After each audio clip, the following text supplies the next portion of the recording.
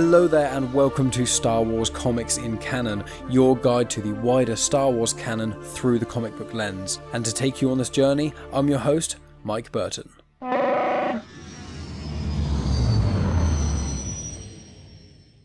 And so brings episode 31, and in this episode I'm going to centre around two specific one-shot comics from the Age of Republic series.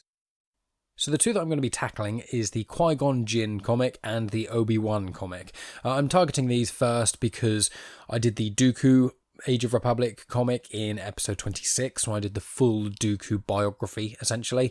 And then in episode 28, I did the first ever book review on Star Wars Comics in Canon, and I did it about Master and Apprentice, which is obviously to do with Obi-Wan and Qui-Gon, set around 8 years before The Phantom Menace. So I thought I'd tackle these two as well, because if you've been listening to every episode, whether or not you're reading along, if you've been listening to every episode, these bits of information should really give the final pieces of information about Obi-Wan and Qui-Gon as a collective, essentially. Master and Apprentice mixed with these should give quite a good insight, as well as the other comics I've tackled, like Obi-Wan and Anakin, which was about obviously Obi-Wan and Anakin just after the Phantom Menace, and there's a few other bits and pieces along the way, but really in the comic realm there's only one or two other pieces of information about Obi-Wan Kenobi, and in fact one of them is going to be the Journals of Old Ben Kenobi, which are obviously stories set between episodes 3 and 4, and they are in the main run of Star Wars comics, and I'm going to be tackling them next week. So any massive Obi-Wan fans, by the end of next week, I think I should have tackled relatively every involvement of Obi-Wan in any of the comics, as well as many other places too. So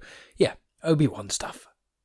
For clarity, the series of Age of Republic, I also tackled the Darth Maul Age of Republic comic in episode 1 or 2. I think it was episode 2 of Star Wars Comics in Canon, when I did like a timeline of events for Darth Maul, as in his general biography as well, not dissimilar to the one I did with Dooku. And the other Age of Republic comics to come are going to be General Grievous, Jango Fett, and Padme, and then the special. The special has Mace Windu, Asajj Ventress, and Rex in it, to my knowledge. So I'll be tackling them at some point in the future, and then obviously I'll get on to Age of Rebellion, and then also Age of Resistance. So the Age of Republic series itself was written by Jody Houser, and the Qui-Gon and the Obi-Wan comics were both penciled by Cory Smith. The inker for both was Walden Wong. The colourist for both was Java Tartaglia. However, in the Obi-Wan comic, he has the same as those, except Wilton Santos is an additional penciler. So I'm going to start with the Qui-Gon comic first, and then once I've kind of gone through that, I will then go to the Obi-Wan comic, because it's chronological, so yeah, that's mainly the reason I'm doing it. And also they came out in that order too. So Qui-Gon Jinn 1, the comic itself is called Balance. It was released in December 2018. The Heroes collection, which includes all of the heroes of Age of Republic, was released in February 2020, and then the hardcover omnibus sort of thing was released February 2020, which includes all heroes and villains of the Age of Republic series. The Obi-Wan comic came out about a month after the Qui-Gon one in January 2019, but I'll repeat that when I go into the Obi-Wan comic. So a bit of information about Qui-Gon. He was born in 80 BBY, so that's 80 years before A New Hope, essentially. And that means that, and this comic was set slightly before The Phantom Menace. And The Phantom Menace was set in 32 years before the Battle of Yavin. So in The Phantom Menace, Qui-Gon is around 48. And for clarity, when I spoke about the Master and Apprentice book, which was set around 80 years before The Phantom Menace, from what I can gather in this, it seems like it is after Master and Apprentice. I can't guarantee that, but it does sort of seem like it is. And for clarity about Qui-Gon, Qui-Gon does appear in the Dooku Jedi Lost audio drama, as well as the Master and Apprentice book and the short story of Master and Apprentice in a certain point of view. He's also in Queen's Peril book. He's in the Clone Wars. He's in like one arc or so, apart from being mentioned here and there. The voice of him can be heard in The Rise of Skywalker as well. And then also you hear his voice in the Ahsoka book as well. He's mentioned elsewhere in passing and things, but that's primarily by Obi-Wan. And the last little thing is that Qui-Gon believes in the living force as well as prophecies. The prophecies information, that's mainly spoken about in Master and Apprentice, and I did tackle that in Master and Apprentice. If you want to go back and listen to 6 different prophecies, including the Chosen One prophecy that is quoted in the prequel trilogy, you can go back and listen to episode 28 of Star Wars Comics in Canon for that. And then for clarity, there's 2 types of like force in which Qui-Gon and many other Jedi believe in, but it is quite a subjective thing, the force. It's quite interesting that many different Jedi have slightly different positions speculations on it, but Qui-Gon believes in the living force and the cosmic force. From what I understand in layman's terms, it is basically that the living force is the energy which all life is created by and also generates, while the cosmic force is the thing that binds it all together. So we all have, in theory, the living force living within us, but it's the cosmic force that allows us to be force sensitive. That's generally what it is within the Star Wars universe. So on to the comic itself. As I have already stated, I believe it does take place just after Master and Apprentice from what I can tell, so I would recommend going back and checking out that episode. And I'm about to read the title crawl, however be aware the title crawl is one sentence, so here we go. Qui-Gon Jinn in balance. Jedi Master Qui-Gon Jinn has long served the Jedi Council and the Galactic Republic faithfully, but his faith in the Jedi and in the Force is about to be tested. Yes, I told you it was quite short. So, the comic starts on the planet Breen, or Britain. It's B-R-I-N, Britain, something like that. It only appears in this comic, so I'm not going to worry too much about that. And there's a character called Mistress which is T-H-E-R, so I'm probably going to pronounce all of these things terribly. The comic starts with Qui-Gon protecting Mistress from blaster fire, deflecting and whatnot. And the reason Qui-Gon's on the planet is because Mistress doesn't want this tree to be cut down. There's another clan of people called the Metal Clan, and they specifically do want to cut the tree down.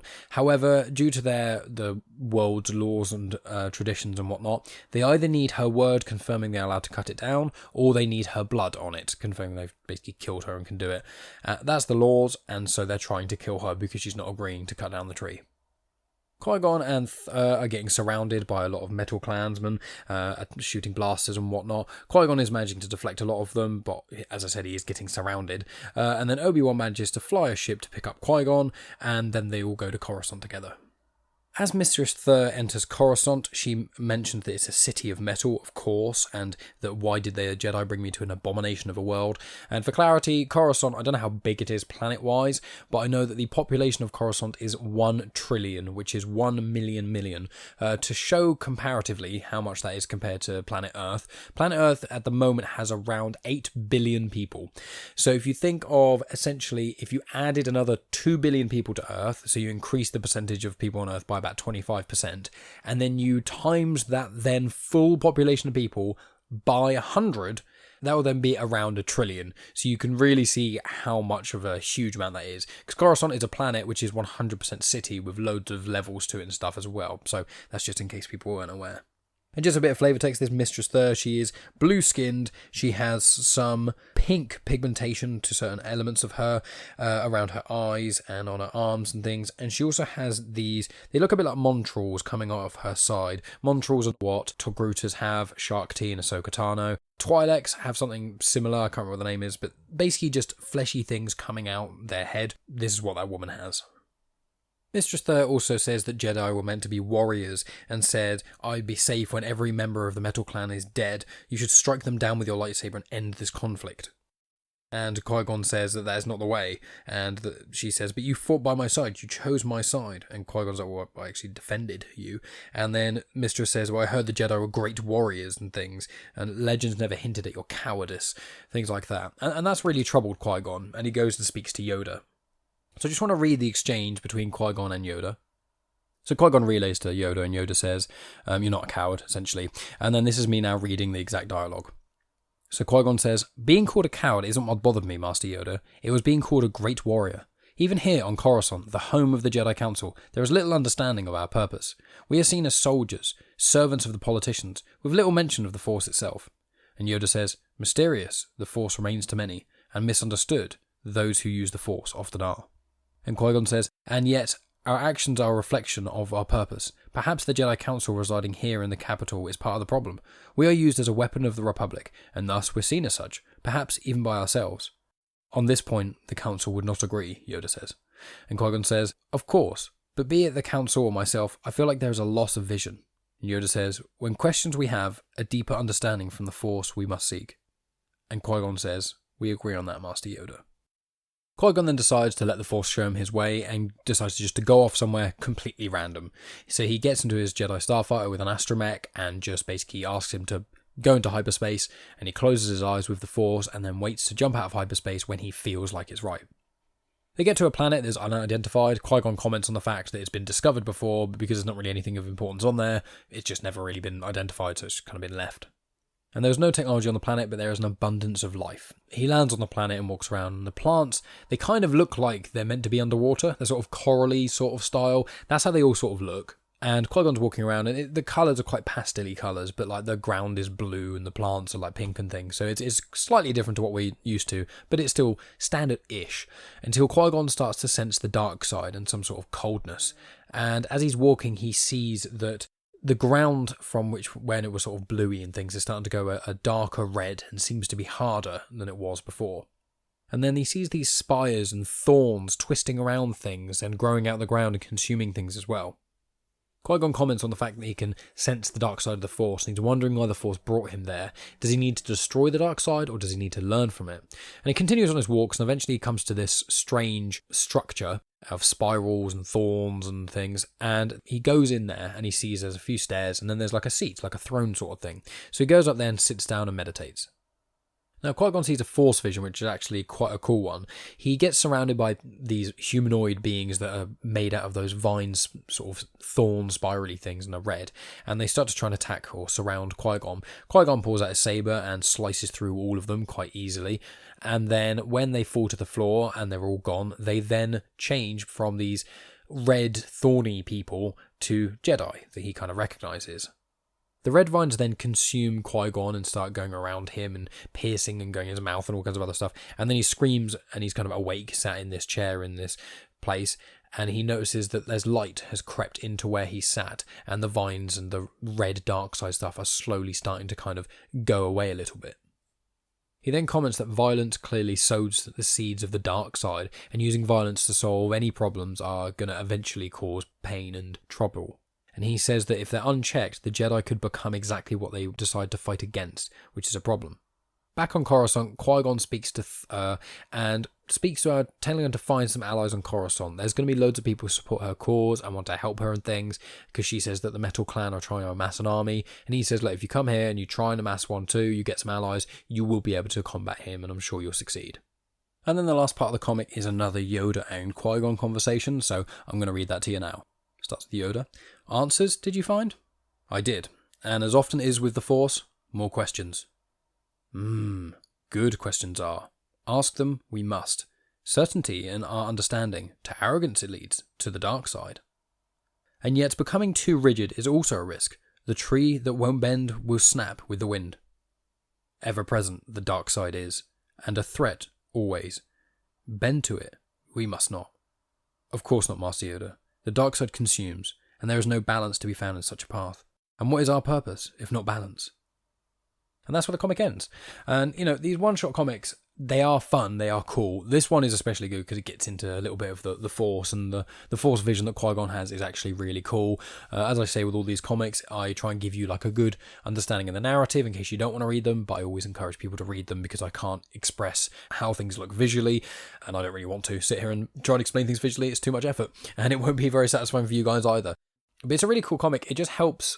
Qui-Gon is ahead of the curve quite a lot, and Yoda is a really cool character and he is very wise, but the abstinence from the dark side that the prequel era Jedi always show, which is don't talk about the dark side, don't really, apart from saying don't go to it, and that fear and jealousy and anger will lead to the dark side. Apart from saying that, they don't really address the dark side much, and obviously Qui-Gon's vision shows that try and solve problems without violence, and that will bring some balance, and then once you have balance you can keep the dark side and the light side in check.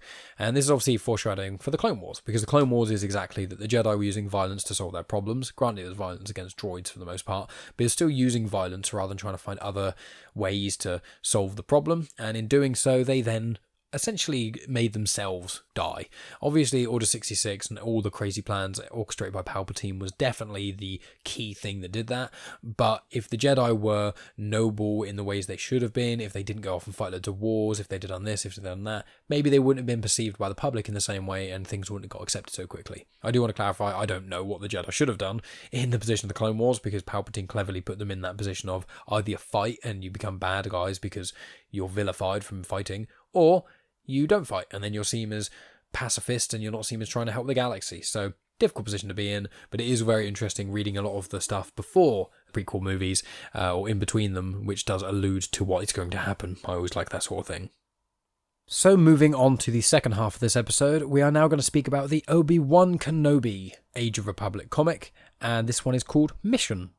As I said, this one was released in January 2019, and the Heroes trade paperback was May 2019, and the hardcover of Heroes and Villains for Age of Republic was February 2020. A bit of info about Obi-Wan. He was born 57 BBY on the planet Stujon, which made him about 25 years old in The Phantom Menace. And for clarity, Anakin was born in 41 BBY. He was about 9 in The Phantom Menace. And also, when Obi-Wan dies in Episode 4, he's 57, and when Anakin dies in Episode 6, he is 45. I want to get you all that information. I mean, as I would say, go back and listen to some of the previous episodes. I did the one with Obi-Wan and Anakin, which was episode 11, and I do give more background information about Obi-Wan and Anakin and that sort of thing there. Plus, it's what they got up to between Phantom Menace and Attack of the Clones. And this comic is another one of those, essentially. I believe this comic is slightly before the Obi-Wan and Anakin comics, I think. Anakin doesn't appear to have a lightsaber in this one, and in the Obi-Wan Anakin ones he does, so I believe that is a general idea of this was probably set slightly before that. It's a good comic. It's not, this one I would not say is like amazing. It is good. It's not as good as the Qui-Gon one, but I would say it's almost like a reduced version of the Obi-Wan and Anakin miniseries comics. So the opening crawl is a bit more than the Qui-Gon crawl was, but it's still not huge. So, Obi-Wan Kenobi in Mission. Jedi Knight Obi-Wan Kenobi made a promise to his dying master to train Anakin Skywalker, thought to be the chosen one of legend, long prophesied to bring balance between the light and dark sides of the Force. But both Obi-Wan and Anakin are still adjusting to their roles as teacher and student. Now there is once again a monologue in this one from, thinking about it, I wonder if all the Age of Republic ones have monologues from or most Age of Republic Rebellion Resistance have monologues from the character they're centered around. I'll have to look into that. I'm not sure if that's completely true. It just seems like, obviously, with the Dooku one, it was the case, and the Qui-Gon one, the Obi-Wan one, I'm pretty certain the Darth Maul one too, so, well, maybe that's a thing. Maybe I'll know when I finish them all, and have to kind of look at them all. So the comic starts with Anakin and Obi-Wan meditating together. Obi-Wan's just kind of trying to get Anakin to focus. He's managing to balance these pebbles in like an upside down triangle. And while Obi-Wan's meditating, he's just kind of thinking to himself about how if circumstances were different, he wouldn't have taken a Padawan on so early. And it has little flashbacks to, Qui-Gon being killed by Darth Maul and that sort of thing. And then when they're in the meditation room, Master Tosan enters and gives Obi-Wan a mission from the Jedi Council. Now, Tosan has only been in 2 pieces of canon content, first of which she actually started in a mobile game called Galaxy of Heroes, and she was actually just mentioned as Jedi Guardian. She had a double-ended yellow lightsaber, and then in this comic she's been identified as Master Tosan.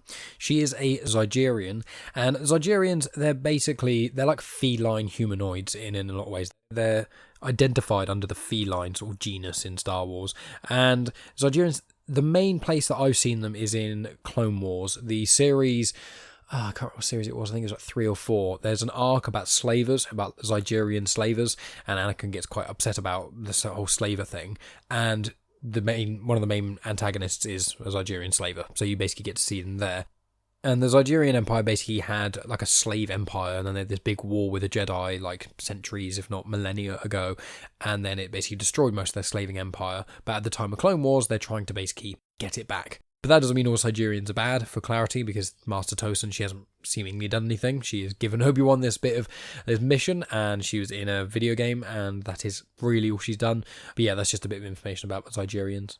So, Master Tosan gives Obi-Wan a mission to retrieve a holocron from an archaeologist. Jedi holocrons, they're in Rebels, I think they're in Clone Wars as well, they're in other Star Wars content, but it's basically, for the most part, it's like a square that looks a bit like a Rubik's Cube, but it's blue on the inside, kind of see-through, and can only be opened with someone who is a Jedi and is, Force sensitive and is able to open that. They did feature in the comics as well in the first, I think, Star Wars collection, The Skywalker Strikes, I think the first book, which I tackled ages ago on the show. In that, Luke goes into the room of Gracchus the Hutt, who's got loads of Jedi holocrons and things. So holocrons are quite common. They're in, one of the main things is Rebels is probably the best show of holocrons, because there's like whole arcs about holocrons and stuff. But yeah. And Anakin says to Obi-Wan, that you're leaving again. And Obi-Wan says, well, Anakin can train with Yoda again. And Anakin says, we're training with Yoda, it's just they're all little kids and things, and he's so far ahead of them. Then it cuts to a library where Obi-Wan is searching the Jedi archives for Dalinor, and Dalinor doesn't really seem to show up anywhere else. And Dalinor, there doesn't seem to be any records of Jedi visiting. It appears that the names have been lost to time.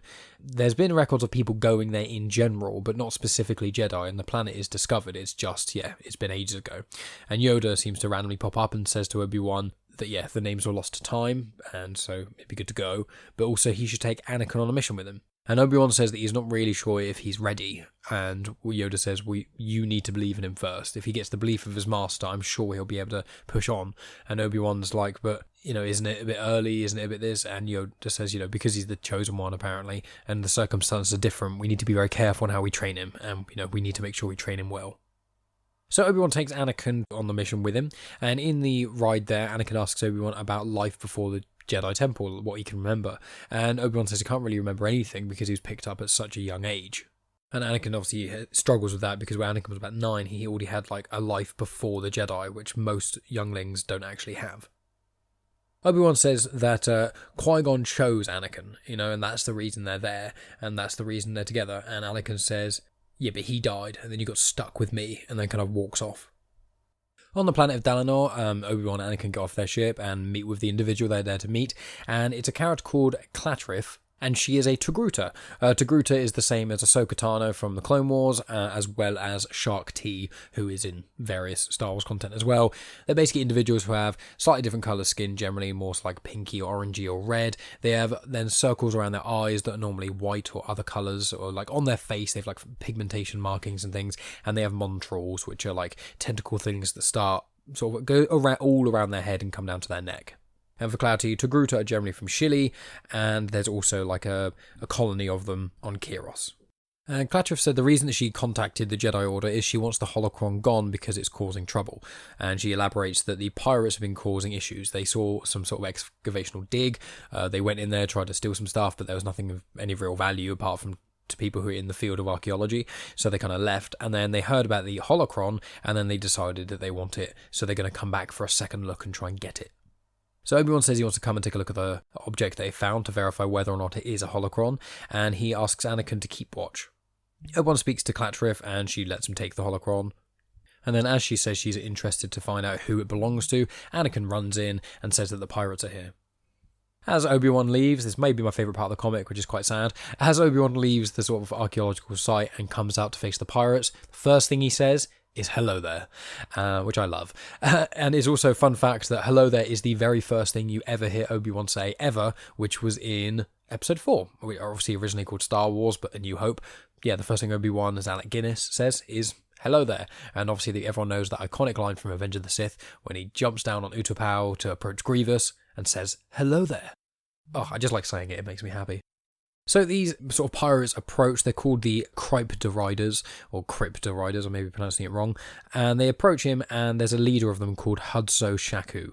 They seem to be natives, and from what I can see online, they're not mentioned anywhere else, so they're just basically people from that era. They kind of look like bird people, almost. They don't quite have a big beak, necessarily, but they're feathered.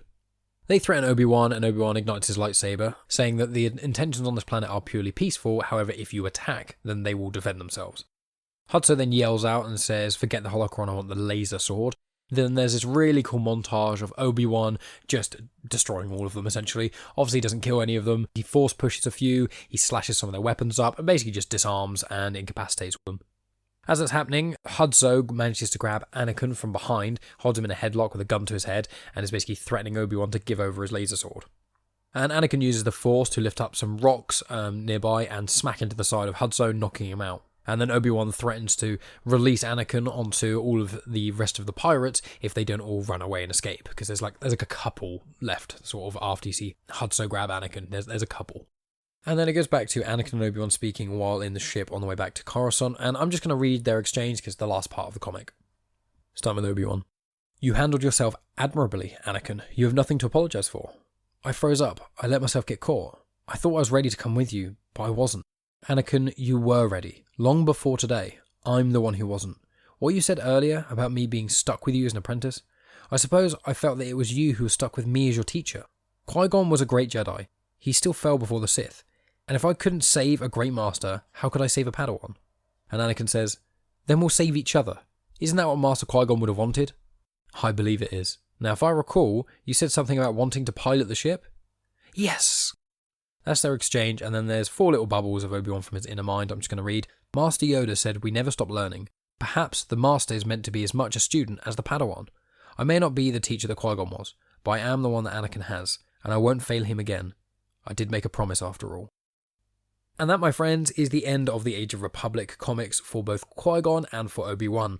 I have tackled the Count Dooku one before, which is on the sort of bio episode I did on Count Dooku, and I tackled the Darth Maul one on the, I think, 2nd or so episode of Star Wars Comics in Canon, so I won't be tackling them again. In the future, I will be tackling the Star Wars Age of Republic special, which I think has Rex, Mace Windu, Asajj Ventress, and maybe even Jar Jar in it, and then also the Padme one, and then I'll also tackle the Jango Fett one and the Grievous one. That'll probably be like next month or something like that. I haven't fully decided yet. But just so you guys know, for coming up next week, I'm going to be doing the Journals of Old Ben Kenobi. They're the ones which are within the main run of Star Wars comics that I had skipped until I got to the end of them. We've got to the end of them. So there's 3 full comics there, and then there's like a mini comic in, I think, the 37th issue of Star Wars as well. So there's going to be like 3.5 to 4 stories there. Then the week after that, I'm planning on doing the main run of Star Wars comics continuation, which is volume 5, and it's called Yoda's Secret War, and it's the last one before the Screaming Citadel Afro crossover event, which is quite exciting. I haven't actually read Yoda's Secret War as of yet, because I started reading the Star Wars comics at the time of the Screaming Citadel came out, so all the ones that I've tackled on the show thus far, of just the main run of Star Wars comics, I haven't read before, so it's quite exciting for me. The Yoda Secret War, it's basically set, it is Luke reading Obi-Wan's old journals, and then within that, Obi-Wan tells of a time where Yoda was doing something before the Phantom Menace, is what I'm pretty certain it is. So that's quite exciting. I think that's 4 or 5 issues of that, so I'm quite excited to read that. Then the week after that is I'm going to do a rundown on Dr. Aphra Volume 1, because although myself and Tony spoke about Dr. Aphra in last episode, we didn't do a big breakdown of the whole first volume, which is what I like to do. So I'll do a breakdown of the volume of Aphra. Then the week after that, I have not decided fully what I'm going to do. There's more Age of Republic I could do. I might do the Lando Double or Nothing comic. I might do the TIE Fighter comic. I may do Vader Dark Visions. So a few things to choose from. And then after that, I will probably do the Screaming Citadel episode 36. And that's generally how far you can see for now. After Screaming Citadel, I'll then figure out if I'm going to do Aphra next or continue the main run of Star Wars comics. I don't really know. But that's what you can expect from me coming forward, guys. And the only other things really left to say is to check out every other show on the great feed of Comics in Motion, and then also to check out my other show, Genuine Chit-Chat. You can find YouTube versions of the first 5 episodes of Star Wars Comics in Canon on the Genuine Chit-Chat YouTube channel. Obviously, it's not up to date as of yet. I'm trying to do 1 or 2 a week, so eventually I'll be fully caught up. But basically, Genuine Chit-Chat, the YouTube channel, has my main podcast, Genuine Chit-Chat, on it, as well as some things from Star Wars Comics in Canon. However, I would recommend that anyone who listens to Genuine Chit-Chat, listen wherever you're listening to this one right now. All the episodes of Genuine Chit-Chat are on YouTube. All the episodes are also on Spotify, Apple and Google Podcasts, I think Acast, iHeartRadio, all those sorts of other places. So, yeah, check it out. I have a different guest on every episode, and the one I did with Tony, Star Wars Comics in Canon, last week, that's very similar to the kind of things that I do on Genuine Chit-Chat. But don't worry, on Genuine Chit-Chat, it's not actually very Star Wars related for the majority of the time. But yeah, thought I'd plug that, as I often do. And follow me on social media at Genuine Chit-Chat on Instagram, Twitter, and on Facebook. Thank you so much, as always, for listening, guys. Be sure to check out in the show notes where I've got all the other things I've been getting up to recently, like the Scott Pilgrim episode of the TV and movie show on Comics in Motion. I am going on Indie Comics Spotlight in like a month or so. I went on Comics on Trial and defended Phantom Menace against Scott Weatherly. That's also on this very feed. Lots of different things that you can find me doing, and it's all in the show notes. Anyway, guys, thank you, as always, for listening. I will talk to you next Saturday, and as always, may the Force be with you.